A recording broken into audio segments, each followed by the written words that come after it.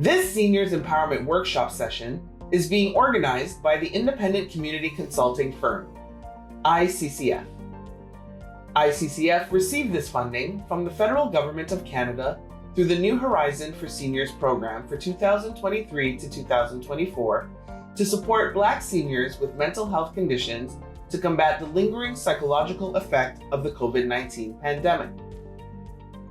ICCF is a Black-led community-based organization whose mandate and activities are to promote social development through local networking and building of community support systems. ICCF is dedicated to the educational advancement of our members in the Black, visible minority, and immigrant communities in Northeast Waterloo, Ontario. We coordinate socially inclusive information sharing workshops for vulnerable individuals that facilitates the development of basic social interactive community involvement of seniors and youths, advocacy, assistive technology training, project management, and other social skills. ICCF achieves its mandate and upholds its vision by providing direct services to as much as 120 community members annually. These services include: number 1, facilitating the transfer of employment and business knowledge to Black and immigrant youth and young adults. Number 2, increasing accessibility to social programming for Black seniors to improve their community engagement and combat social isolation and loneliness. Number 3, providing a social and advocacy support system for women impacted by violence and connect them with appropriate social and injustice systems. Number 4, social development research, project proposal development, strategy planning, and management training. And number 5, combat food insecurity through the provision of nutritional food to vulnerable families. Hello, and welcome to the Seniors Better Living Workshop.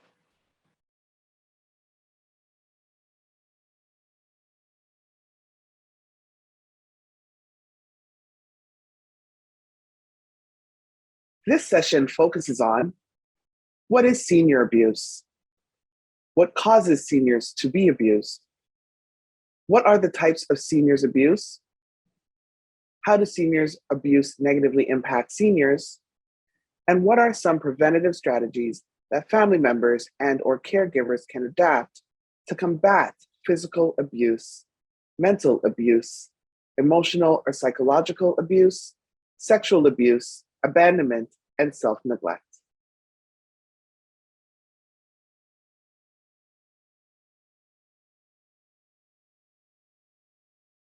What is senior abuse? According to the Centers for Disease Control and Prevention, elder abuse is an intentional act or failure to act that causes or creates a risk of harm to an older adult. An older adult is someone age 60 or older. The abuse occurs at the hands of a caregiver or a person the elder trusts. World Health Organization defines elder abuse as a single or repeated act or lack of appropriate action occurring within any relationship where there is an expectation of trust, which causes harm or distress to an older person. This type of violence constitutes a violation of human rights and includes physical, sexual, psychological, and emotional abuse, financial and material abuse, abandonment, neglect, and serious loss of dignity and respect.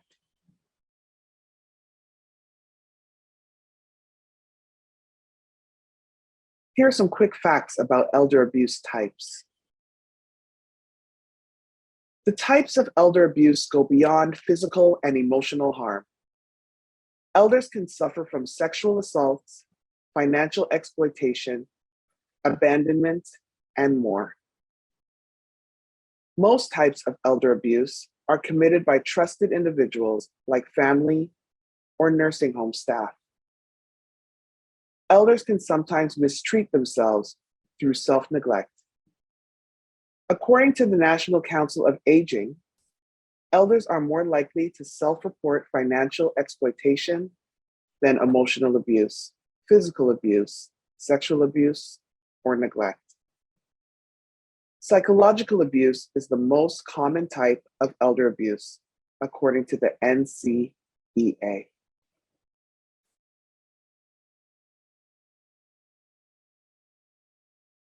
Elder abuse, key facts by the World Health Organization. Around 1 in 6 people 60 years and older experienced some form of abuse in community settings during the past year. Rates of elder abuse are high in institutions such as nursing homes and long-term care facilities, with 2 in 3 staff reporting that they have committed abuse in the past year. Rates of elder abuse have increased during the COVID-19 pandemic. Elder abuse can lead to serious physical injuries and long-term psychological consequences. Elder abuse is predicted to increase as many countries are experiencing rapidly aging populations. The global population of people aged 60 years and older will more than double, from 900 million to about 2 billion in 2050. What are the types of seniors abuse? According to the Nursing Home Abuse Center, all types of elder abuse can lead to devastating consequences, including physical and/or emotional harm and even death. It is key for older people and their loved ones to know about all elder abuse types. They can use this knowledge to prevent abuse from happening or stop it before severe harm occurs. The Centers for Disease Control and Prevention identifies the following as the common types of elder abuse.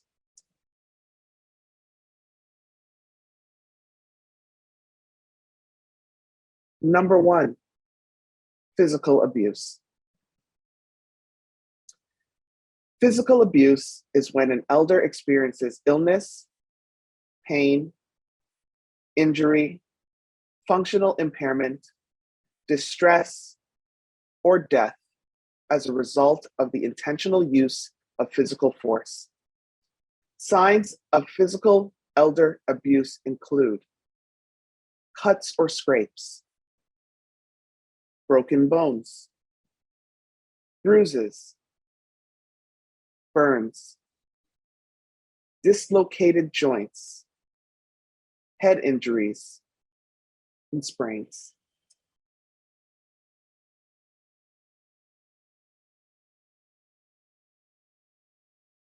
There are also signs beyond the injuries themselves that could mean an older person has suffered from physical abuse. These signs include a pattern of hospitalization for the same or similar injuries, delayed medical care for an injury, poor explanations for the elder's injury from care providers, trips to different emergency rooms to possibly avoid suspicion.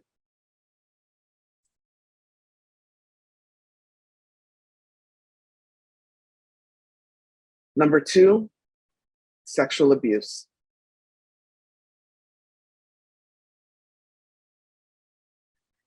Sexual abuse involves forced or unwanted sexual interaction of any kind with an older adult. This may include unwanted sexual contact or penetration or non-contact acts, such as sexual harassment. Elders can be sexually abused by anyone, including nursing home staff, residents, in-home caretakers, friends, and family members.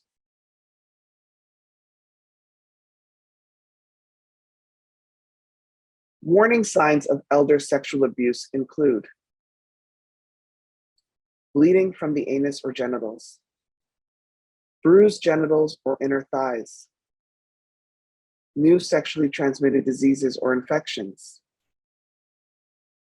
pain in the anus or genitals, pelvic injuries, problems walking or sitting.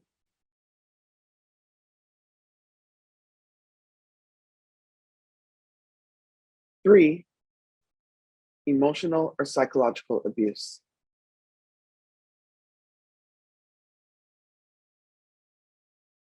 Emotional or psychological abuse refers to verbal or nonverbal behaviors that inflict anguish, mental pain, fear, or distress on older adults. Examples include humiliation or disrespect, verbal and nonverbal threats, harassment, and geographic or interpersonal isolation.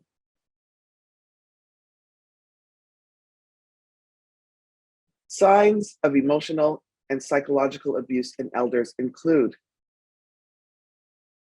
appearing depressed, withdrawn, or scared, avoiding eye contact, different eating or sleeping patterns, isolation from friends and family, low self-esteem, mood swings, and sudden changes in behavior or personality.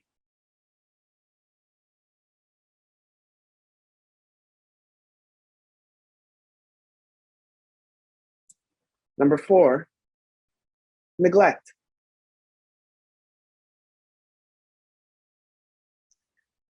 Neglect is the failure to meet an older adult's basic needs. These needs include food, water, shelter, clothing, hygiene, and essential medical care. Self-neglect happens when an elderly person is no longer able to meet their basic daily needs, and they suffer as a result.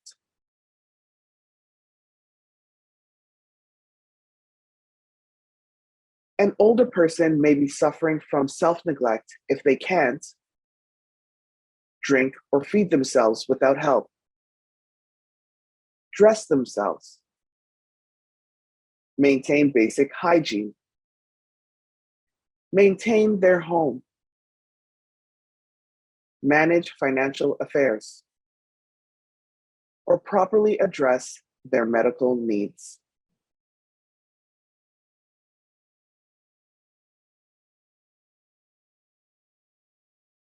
Number 5, financial abuse.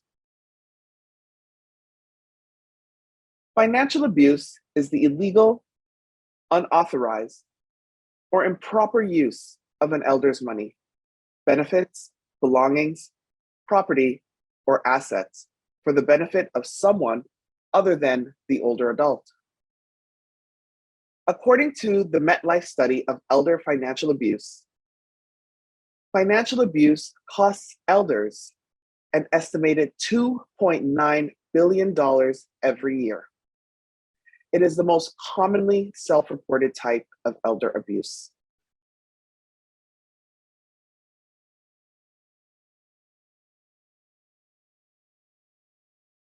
Warning signs of elder financial abuse include a pattern of missing belongings or property, an elderly person who does not know or understand their own financial situation, canceled checks or bank statements that go to someone other than the elder, changes to an older person's power of attorney or bank accounts, eviction notices, evidence of unpaid bills, someone showing unusual interest in how much money an elder is spending, and withdrawals the elder could not have made.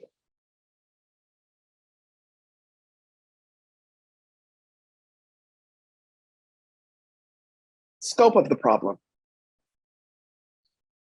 Many cases of elder abuse are not reported because elders are afraid or unable to tell police, friends, or family about the violence. Victims have to decide whether to tell someone they are being hurt or continue being abused by someone they depend upon or care for deeply. Research further shows that elder abuse is common. Abuse, including neglect and exploitation, is experienced by about 1 in 10 people aged 60 and older who live at home. Some groups have higher rates of abuse than others. Compared with women, men had higher rates of both non-fatal assaults and homicides. The rate for non-fatal assaults increased more than 75% among men between 2002 to 2016, and more than 35% among women between 2007 and 2016. The estimated homicide rate for men increased 7% from 2010 to 2016.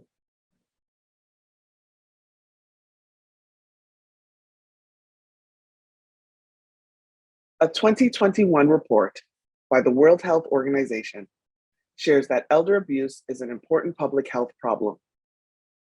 The report further shares a 2017 review of 52 studies in 28 countries from diverse regions, which estimated that over the past year, 1 in 6 people, that's 15.7%, aged 60 years and older, were subjected to some form of abuse. The review provides prevalence estimates of the proportion of older people affected by different types of abuse. Data on the extent of the problem in institutions such as hospitals, nursing homes, and other long-term care facilities are scarce. However, a review of recent studies on elder abuse in institutional settings indicates that 64.2% of staff reported perpetrating some form of abuse in the year 2020. Emerging evidence indicates that the prevalence of elder abuse in both the community and in institutions has increased during the COVID-19 pandemic.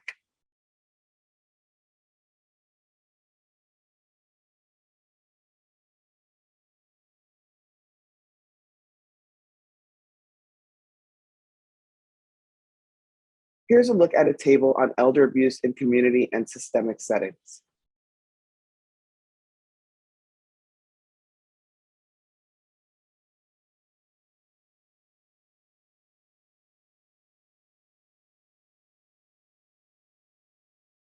It's labeled elder abuse in community settings and elder abuse in institutional settings. And it also lists the types of abuse: overall prevalence, psychological abuse, physical abuse, financial abuse, neglect, and sexual abuse.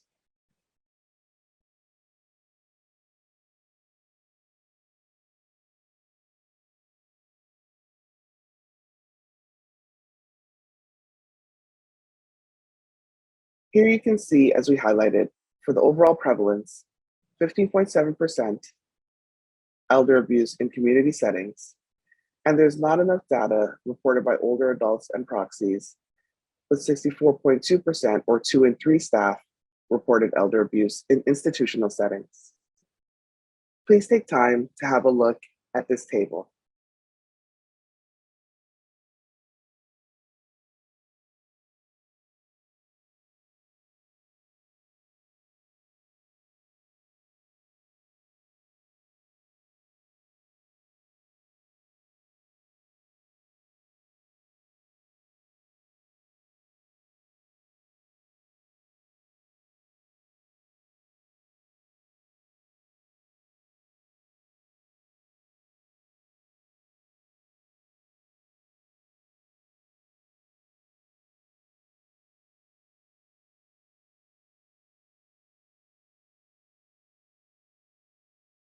Research further indicates that globally, the number of cases of elder abuse is projected to increase as many countries have rapidly aging populations. Even if the proportion of elder abuse victims remains constant, the global number of victims will increase rapidly due to population aging, growing to some 320 million victims by 2050, as the global population of people aged 60 years and more increases to 2 billion by 2050.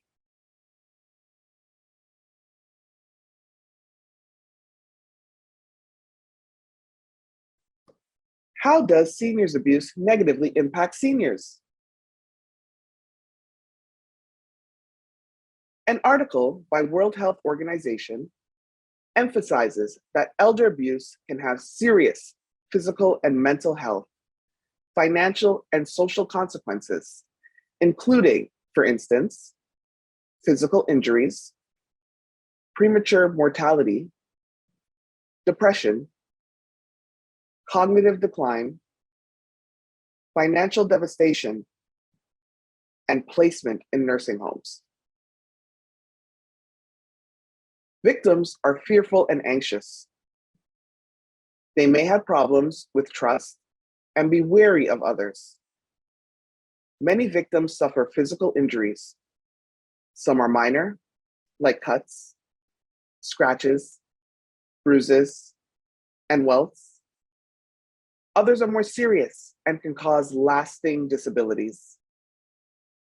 These include head injuries, broken bones, constant physical pain, and soreness. Physical injuries can also lead to premature death and make existing health problems worse.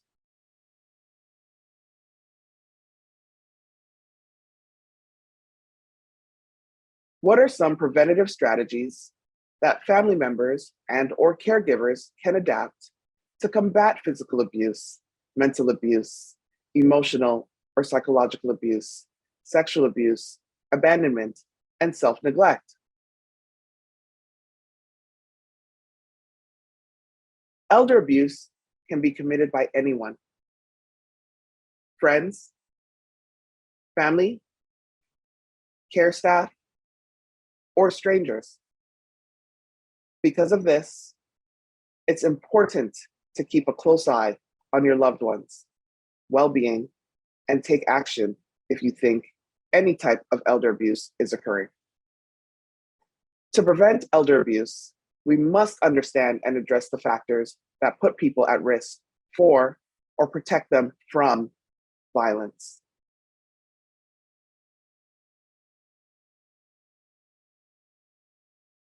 Some factors include: listen to older adults and their caregivers to understand their challenges and provide support.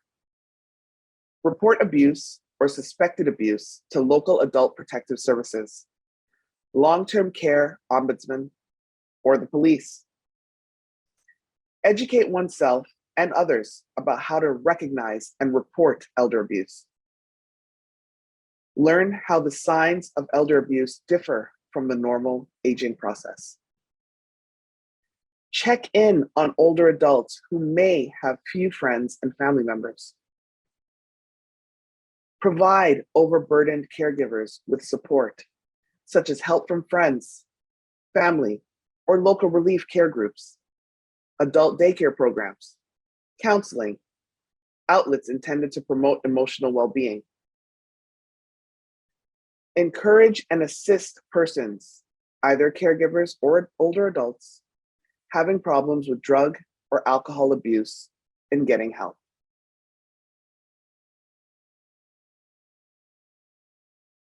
Risk and protective factors. A combination of individual, relational, community, and societal factors contribute to the risk of becoming a perpetrator of elder abuse. They are contributing factors and may or may not be direct causes. Understanding these factors can help identify various opportunities for prevention.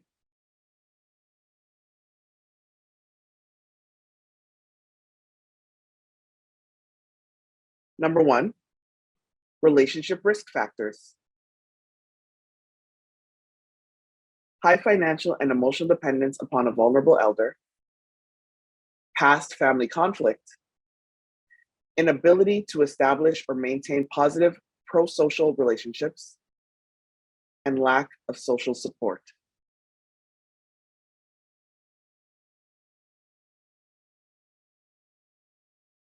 Number 2, individual risk factors. These are current diagnosis of mental illness, current or past abuse of drugs or alcohol, current physical health problem, past experience of disruptive behavior, past experience of traumatic events, high levels of stress, poor or inadequate preparation or training for caregiving responsibilities, inadequate coping skills, exposure to or witnessing abuse as a child, and social isolation.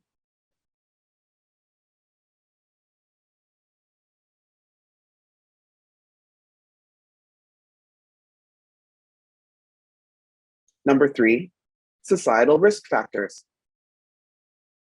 There are specific characteristics of institutional settings, such as nursing homes and residential facilities, that can increase the risk for perpetration, including staffing problems and lack of qualified staff, and staff burnout and stressful working conditions.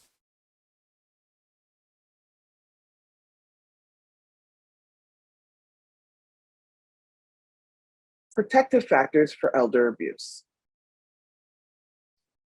These are protective factors for victimization, individual protective factors, such as emotional intelligence,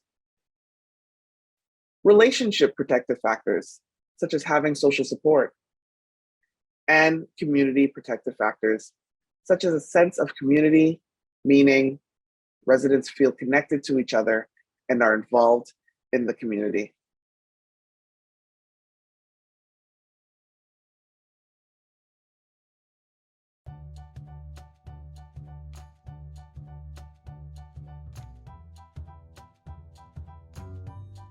Thank you so much for joining us for this Seniors Better Living workshop.